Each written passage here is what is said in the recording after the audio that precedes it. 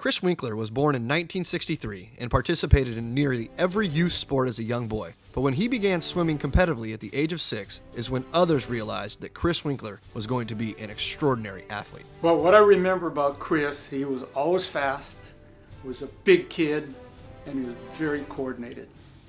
And he loves to win. He loved coming in first. And so from day one, he was a competitor.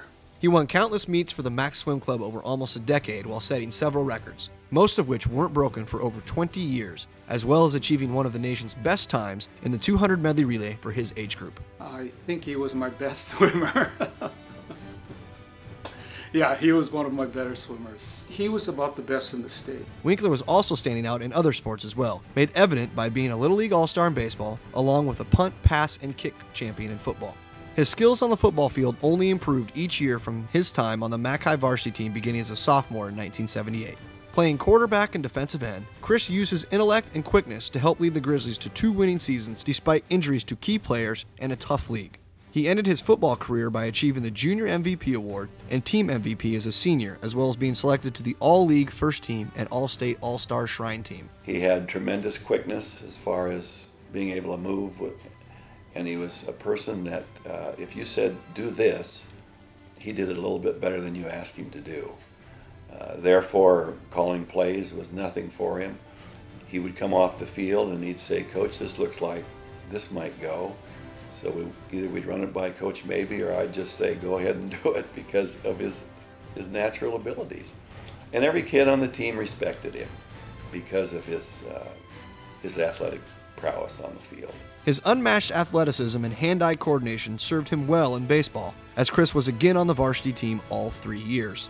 He started at center field, but was the team's top pitcher as a senior, along with earning All-League First Team selection and the team's MVP award, while batting over .300 and leading the Bears to a career league record of 23 wins and 19 losses, which almost qualified them for the state playoffs in 2 of the 3 years. If he had wanted to, he was a Division I baseball player also. If he would have stuck with baseball, he probably would have been able to play at the professional level. I'm not talking necessarily about the major leagues right now, but he had the skills, the arm, the speed.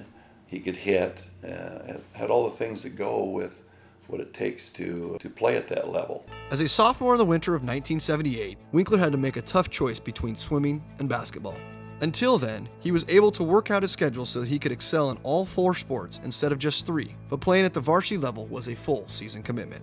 Chris chose to leave swimming behind and continue basketball, and as the team's top bench player in his first year, he helped the Grizzlies go undefeated and claim their first ever state championship. He had what you call the picture jump shot. I mean, it was, right up here. I mean, everybody I teach, I try to, I always think, oh geez, if they could just have a Winkler type jump shot. Chris was a talented kid, good legs, could really jump. He shot the ball right at the top, and he was a classic jump shooter for that day and age. He was really, really athletic. He was able to go up in a crowd, shoot over the top of people. People in basketball who are termed quick jumpers. Chris was a quick jumper that he could get up off the floor immediately. The team set a record for most wins without a loss with 27, and by winning their first 12 in Winkler's junior year, they set another state record with 39 straight wins, which still stands to this day. The Bears once again won the league championship as they finished the season with a 21-3 record. 2 of those 3 losses came in the state tournament when the number 1 ranked Bears were unfortunately upset by the team they beat in the championship game the season before. Chris flourished as a starting guard that year as he earned an All-League and All-State First Team selection, along with being invited to play in the Basketball Congress International Tournament in Provo, Utah that summer. While representing the Oregon All-Stars, Winkler led the team in field goal percentage and earned the Defensive MVP award as Oregon took 3rd place. He was a great defensive player, and I always remember Nick Robertson telling me when Chris was a freshman, we went over and watched a freshman basketball game. He watched 3 minutes and he turned and said, he's going to be as good a defensive player as I've ever had because he can move his feet side to side so quickly. He was, he was a 6'3", 180-pound guy that was really, really quick and ran effortlessly. As I think about all the what I would call shooting guards or wings I've had in my lifetime, he was a very fine defender and a great jump shooter. And he played before the three-point shot. He didn't really get a chance to, we didn't work on a set shot for him or anything out that far. Just a guy that always added something to the team. He was a light-hearted kid that that always kept things loose. I think that's what I appreciated about him the most. You know, we had a lot of pressure on us in the days that he played there, and he was always with that smile and ready to go. You know, he had a great career at McMinnville, really. The following year, Chris fully inherited the team after graduation of the National Player of the Year, Charlie Sitton, to OSU. In a season that began full of uncertainty, Winkler proved that Mac High basketball was still a force to be reckoned with. The senior captain made big plays and hit clutch shots while leading the team in points, assists, field goal, and free throw percentage, while pulling down 7 rebounds per game and winning 22 out of 26 games, including a flawless 14-0 league mark. After being chosen as the team's MVP, his great play continued in the state tournament, where the Bears went 2-2 and finished in 6th place. For his inspired performance, Chris was recognized by being chosen onto the All-League, All-Metro, All-State, and All-Tournament first teams, along with the McDonald's All-American selection. He's probably one of the most positive kids I've ever coached. His attitude always rubbed off on the other players.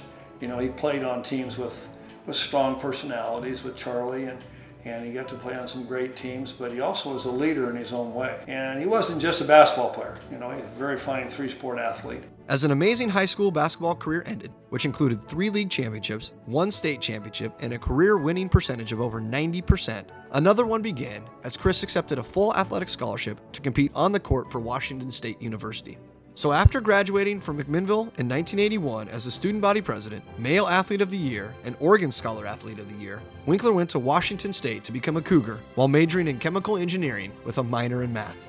Playing behind 3 senior guards, Chris saw little time appearing in 15 games as a freshman, while the team went 16-14 to take 5th in the conference.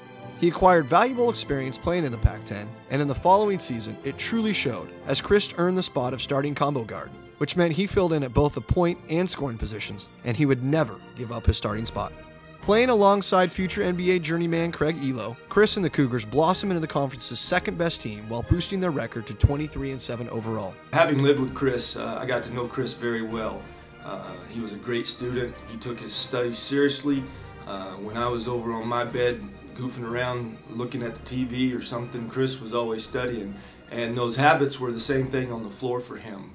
We were in the gym constantly together, working on shooting, rebounding for each other, chasing each other around on one-on-one games.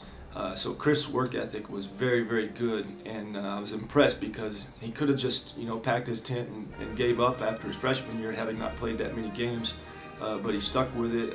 He knew he was confident in himself, and having played with him and practiced with him all those days, I was gaining confidence in him too.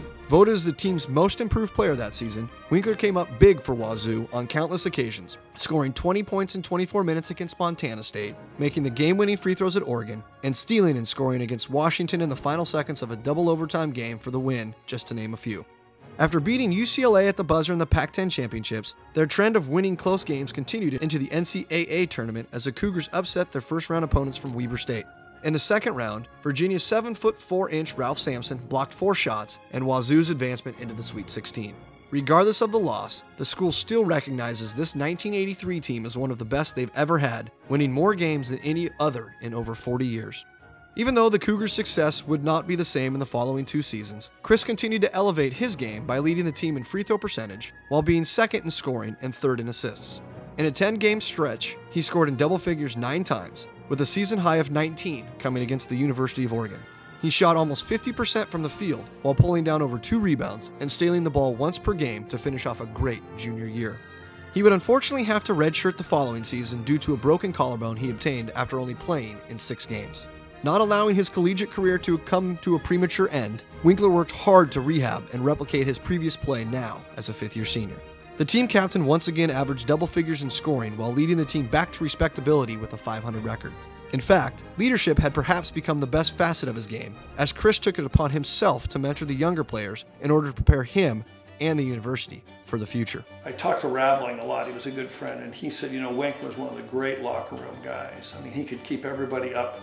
You don't win all your games in the Pac-10, and they had great teams at that time, but certainly somebody had to get him fired up the next day. And Wink had a real way of coming back after adversity and playing well. And I think his leadership was always by, hey, look at me, great attitude, I'm always working hard, I don't think, he's one of 2 guys I know that I coached over the years that you would say he's never had looking at him, you say he's never had a bad day, you know.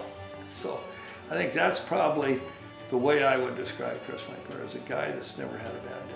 In essence, Chris has been coaching ever since his graduation from Washington State, even though he was recruited to play professionally in Europe. And I think the thing that distinguished Chris, now and then you'll have little alumni tournaments or all-star games for older guys, and he still has good legs.